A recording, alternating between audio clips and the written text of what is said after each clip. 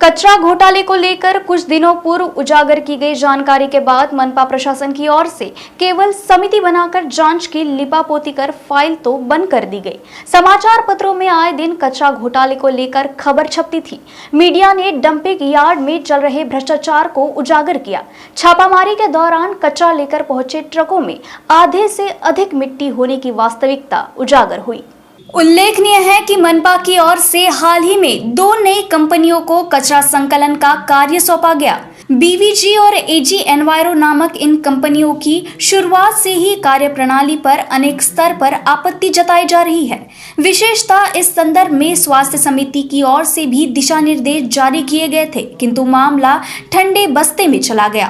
कुछ दिनों पहले ही भ्रष्टाचार उजागर करते हुए विधायक ठाकरे ने बताया कि गत कुछ दिनों से कचरा संकलन कर रही कंपनी के खिलाफ प्रतिदिन कई कर्मचारी शिकायत लेकर आ रहे थे।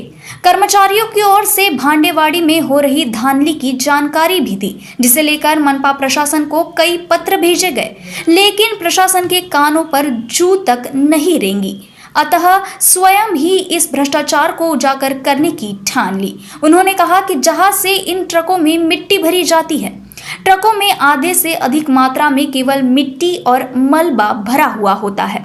साथ ही इन ट्रकों के चालकों और कर्मचारियों के बयान भी दर्ज कराए गए, जिसमें उन्होंने कंपनी के निर्देशों पर कचरे के साथ मिट्टी मिलाने की जानकारी दी।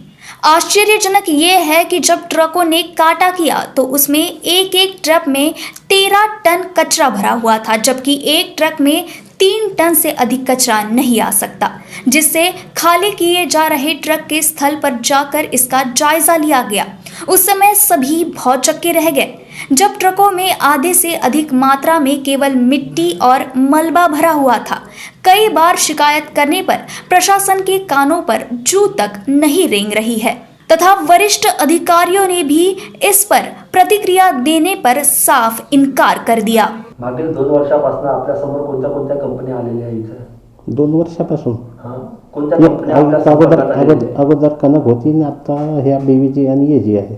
बीवीजी आणि एजी आहे. आता बीवीजी आणि एजी ही जी कंपनी यांच्या ज्या गाड्या येतात आहे, या गाड्यांमध्ये माती येते ही कधी आपल्याला जाणवलं का? माती जाणवतात ना. आमचे एनडीएसचे लोक बी आहे इथे आणि ते तपासणी करतो आम्ही. जर माती निघाली तर त्या गाड्या डिलीट बी मारतो आम्ही. अच्छा, आपण त्यांच्यावर मातीवर काय कारवाई करता त्यांच्या? कारण कसं आहे की आढळलं असं आहे, आम्ही ज्या वेळेला आमचा प्रतिनिधी किंवा आम्ही ज्या वेळेला इथं गेलो होतो त्यावेळेला आम्हाला हे आढळलं की 50% माती आणि 50% कचरा आहे. 50% तर नाही म्हणता येणार, माझ्याकडे त्याचे एव्हिडन्स आहे. 50% नाही म्हणता येणार, पण जे काही मातीचे 50% जसं काही आढळलं आम्हाला तर आम्ही त्या गाड्या डिलीट मारतो इथे. तरी गाड्या दररोज येतात आहे, वजनामध्ये घेत नाही. 150 गाड्या दररोज येतात आहे. एका कचऱ्याच्या गाडीचं वेट किती असायला पाहिजे सर? हे कंपॅक्टरचं वजन जास्त आहे. कंपॅक्टरचं वजन जास्त. बाकी कचरा गाडीचं वजन, नॉर्मल कचरा गाडीचं वजन किती आहे? 4 टन 5 टन. आणि दाबून जर भरलं तर मिक्स गाड्या काही राहिल्या तर त्याचं थोडं वजन वाढते. वाढला तो कचरा त्याचं एवढं वेट येतं का याच्यामध्ये? नाही, मिक्स गाड्याचं गुल्ला कचरा राहिला तर वेट वाढते. आपण डम्पिंग यार्डला उभं राहून बघितलं का त्याच्यामध्ये माती येते की नाही येत म्हणून? बघितलेलं आहे.